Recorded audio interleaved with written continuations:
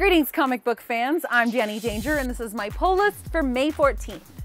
I've recently become very interested in comics that were printed before the Comics Code Authority came around, specifically the actual issues that were cited in Seduction of the Innocent, which was the expose that caused the creation of the Comics Code. So this week, Weird Love #1 comes out, a reprint of some Golden Age comics with some of the weirdest, kinkiest love stories and horror out there. Grabbing it. Why has Kate been kidnapped by evil robots? We'll find out in Shudder #2. I absolutely love the stylization of this comic. Seriously, I guess this is like a multiverse, a universe where dragons just lay eggs on the tops of buildings in New York City. I want to go there. I really loved the first issue and how the writers and creators credits featured pictures of Kate's past family members with like their exotic animals or their Victorian high-tech gadgetry that they use to go on adventures. So cool. Had a really Royal Tenenbaums theme about it.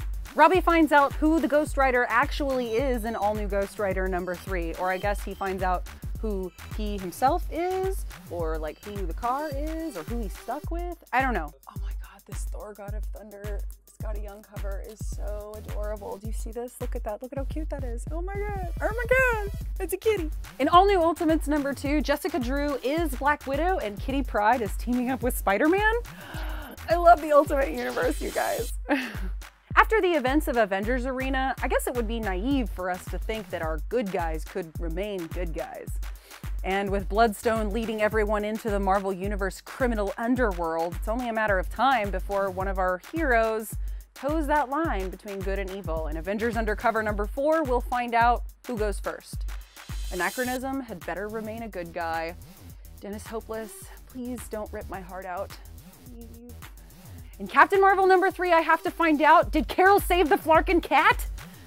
Something happens to that cat, you guys. It's all about the cat. Save the fur baby! I really love Chris Claremont writing Kurt Wagner.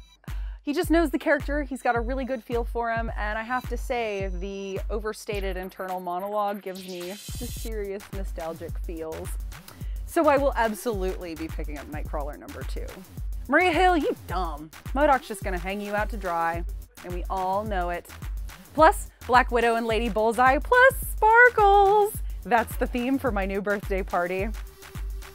In Secret Avengers #3. Saved it. In Afterlife with Archie #5, the gang has to make a decision. Should they stay or should they go now? Riverdale is overrun with zombies. It is literally the epicenter of the zombie apocalypse. So are they gonna stay there? Or are they gonna make their way out into the world and try to survive the zombie world? Walking Dead fans, eat your heart out. It's my favorite time of week, everybody. Memory time. I don't remember anything that's on the list. No, Justice League United #1, FBP #10, Lumberjanes #2, and All New X-Men #27. Ooh, and also She-Hulk by Dan Slott, the complete collection, Volume 2. Before we respond to some amazing comments from last week's poll list, be sure to like this video, share, subscribe. Come and see what we do. All the Disney Star Wars love, all the cosplay loves, all of the video games and the tabletop games, and of course, the comic books. Last week, Game Clairvoyant noticed that artists oftentimes get less credit for a comic book than writers do. And yes, that is a thing that happens, and it totally should not. I, for one, love talking about art because it means that I can use some of my favorite vocabulary words, like ethereal, monochromatic, tenebrous.